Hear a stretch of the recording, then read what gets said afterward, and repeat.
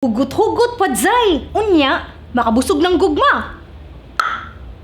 Hi mga sis and orbs, si Malay na sad ni. Daghan kay nangutanan nako ba? Sis, unsa day nang? Unsay meaning anang?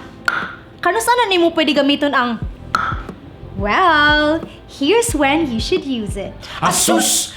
Hi, Malaya! Number 1. Zay, wapa kay ka, Zay. Pero bugo lang gid ka. Pero okay ra na dayon, wapa bitaw, di ba? Number 2. Za, hugot-hugot pa, Zay. Unya, makabusog ng gugma. Number 3.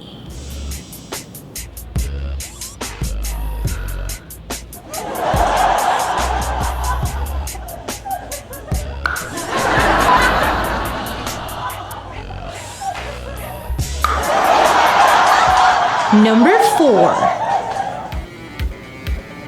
Zay, mag-ice skating man sa Zay. So meaning, adto ta sa SMC side, di ba? Nganong naamang ka sa SMC ti Cebu? Kinsay bugo? Ikaw! And number 5. Ay, Akatoy!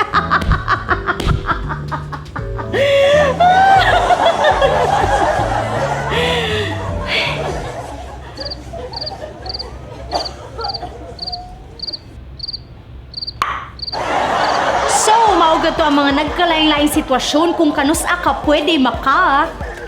O, diba? If you like this video, don't forget to share it. And please do like my TV and my fan page, Malaya Makaraeg, o kung nag-govi mo ni Okka. Follow me on Facebook, Twitter, and Instagram at Hi Malaya. Bye!